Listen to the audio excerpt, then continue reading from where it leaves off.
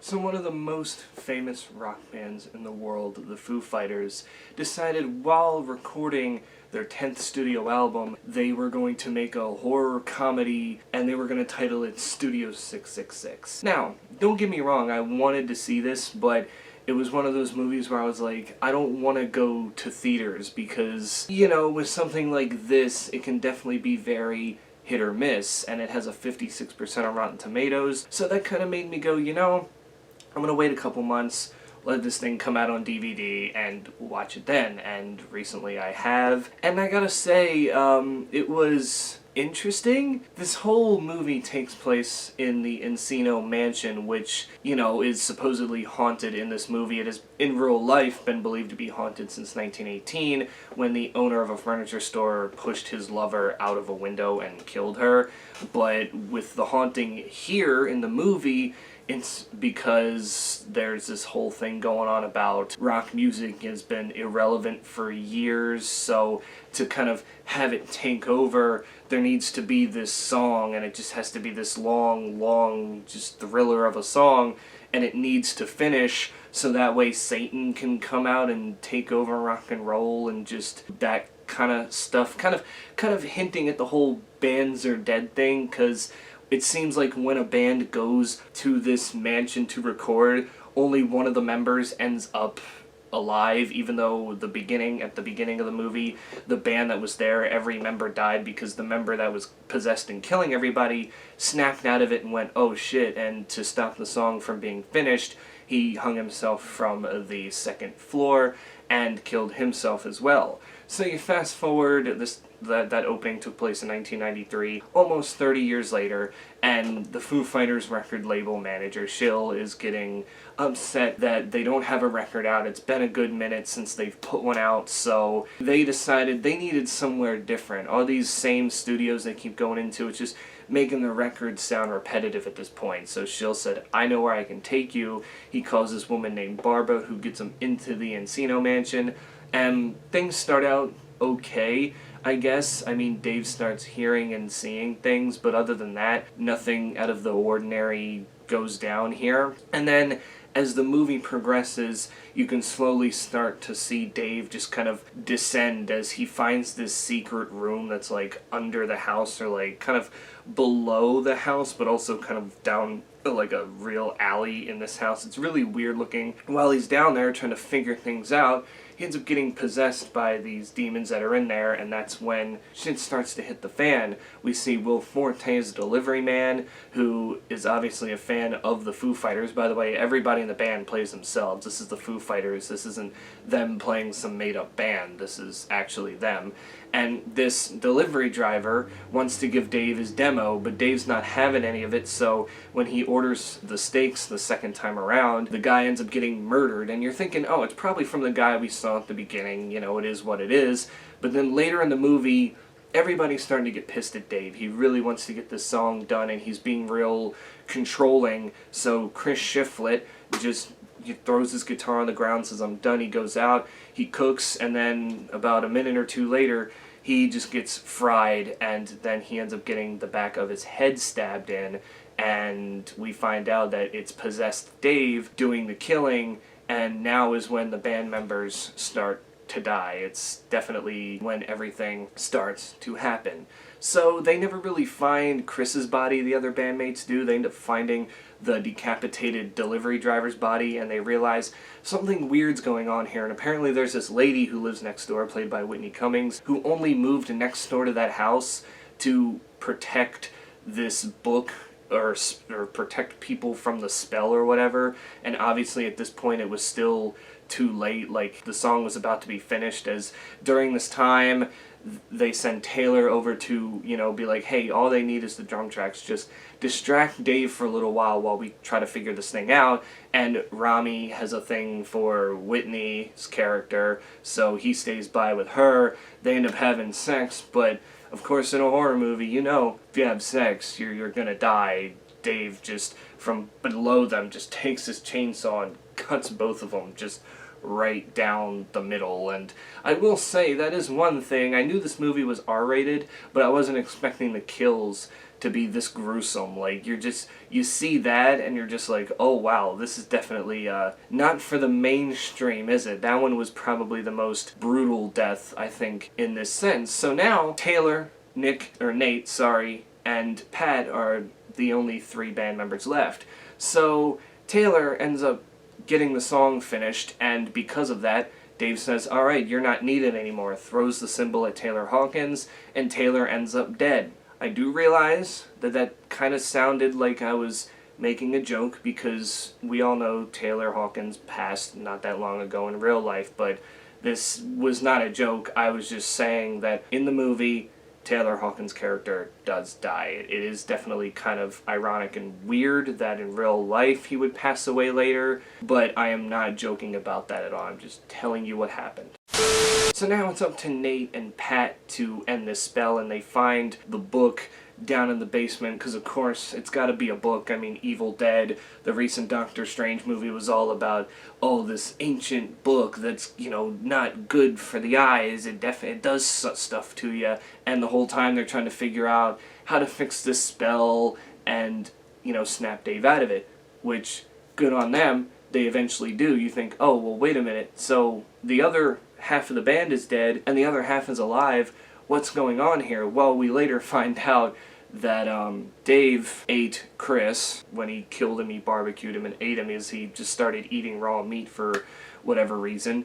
And he ends up throwing up, and that's when the actual devil person, like, rises up, and they end up actually killing the devil. And then you see the old band, the one that you saw at the beginning, the 4 members in there, who are now set free from his clutches because he is now no longer alive, and they thank Dave, they go away.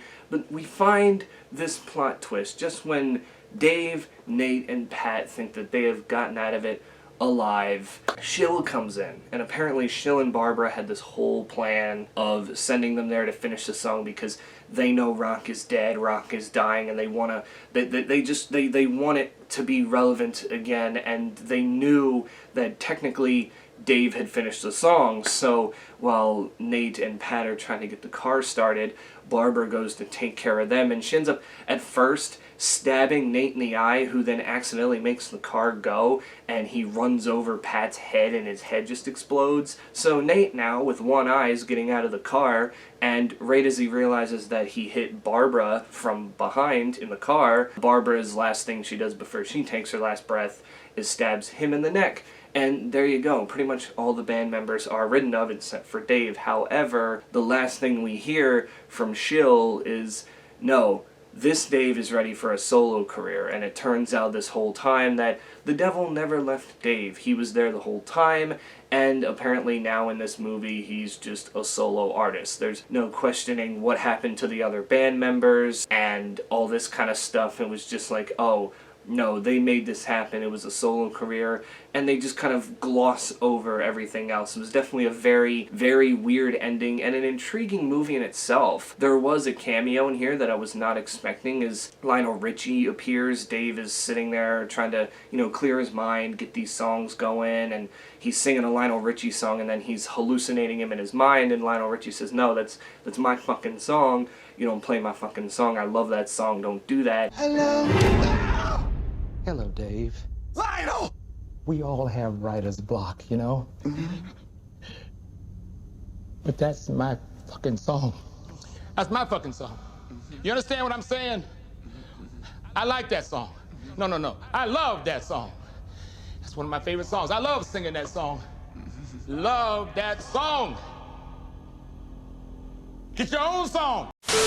But most of the time, I gotta say, the humor, it's alright. It relies a lot on slapstick comedy, like these jokes that go by quick, like there's nothing really long. Like there's this one scene where Dave is trying to get the bandmates all together to you know, witness what he's created, and he goes to Taylor Hawkins' room, and Taylor's asleep, but you hear what sounds like a woman moaning on the computer. Well, apparently Taylor fell asleep jerking it to adult films, and we go to Rami's room, and like Rami seems to be the idiot of the group in this movie, and apparently he's wearing like this like thong thing that David has. It's very, very weird, and just a, you know, again, a weird joke in general. Not a lot of them really hit, but there were some moments where you're like, huh, that's funny. Like, for some reason there was a scene where I think it was Chris was talking to Rami, and Rami was like, something about, you know, ask your grandmother how good I am in bed or something. It was just the fact that they were joking. It wasn't a yo mama joke, it was a yo grandma joke, and you don't hear those often, so that was kind of like weird to me in a way. So the humor is very hit or miss, but the gore is there. Definitely. If you're a big fan of gory horror movies, this will definitely do it for you with a lot of the kills and whatnot. And also, there's one thing that's bugging me. This little symbol that Dave makes to represent the song. Yeah, I think Bring Me the Horizon want their logo back. Like, seriously, look at this thing and look at Bring Me the Horizon's logo and tell me that's not the exact same thing.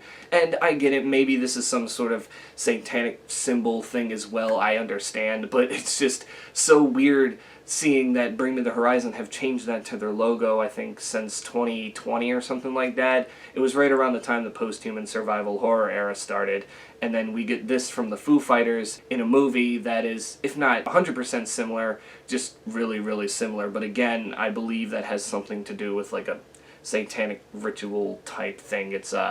It's probably been around for years, but I just found that weird. It was like my first thing, like, whoa, wait a minute, that's, why am I getting Bring Me the Horizon vibes from that? It was just very, very weird and awkward. So I think my overall final thought on this movie is that it's okay. I wouldn't say it's the best thing in the world, or even bad. I think it'll become more of a cult classic later down the line. I mean, what more were you expecting with a movie that had a $30 million budget and featured guys who don't really act for a living? They do music, because if we're being honest, the acting wasn't too half bad. I mean, there was times where Pat was running and screaming, and I'm just like, that's not needed there all the time. But they all had a significant part in this movie, and it was definitely better than I was going into this thing thinking like it was going to look half-assed and the acting was going to be terrible, but it was good. I think there's just a lot of plot holes that are left open, and there's just a lot of unnecessary things that take place, but nonetheless, it does its job, and I think, you know, it's fun. That's all I really got to say. Like, you just got to give this movie a chance. It's one of those ones, again, you'll either like it or you won't, and if you watch it once and never see it again, then that's fine. I don't think anybody's going to crucify you for it, but there's defenders for this movie as well, and I will be one that will defend this movie. Again, I'm not saying it's a masterpiece, it definitely has its flaws, but maybe I can agree with the 56% it's got on Rotten Tomatoes. It's passable, but just barely in a way. It's definitely more than I expected from the Foo Fighters making a movie. I expect more out of an album from them, which we got last year. It was terrific.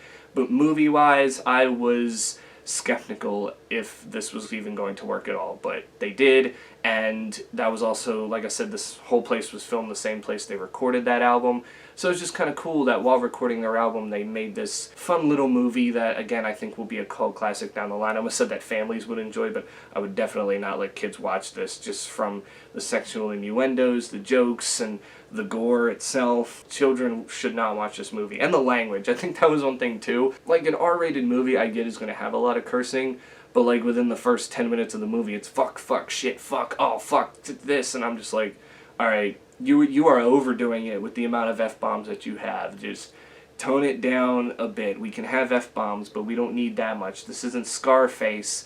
This is just a funny little horror movie that you guys decided to make in your spare time. But that's basically all I have to say about this. You can tell me in the comments below if you've seen this movie, if you enjoy it, or if, you know, you're not a big fan of it, or maybe you're just 50-50. Maybe, again, it's like me, there's some things that you enjoy and some things that you don't, but in the end, you don't see it as terrible, you just kind of see it as, it exists, and I can probably sit down and watch this again if I really want to. But, yeah, that's it for me. Stay safe out there, wear your mask, get vaccinated, and I guess I'll catch you all in the next one.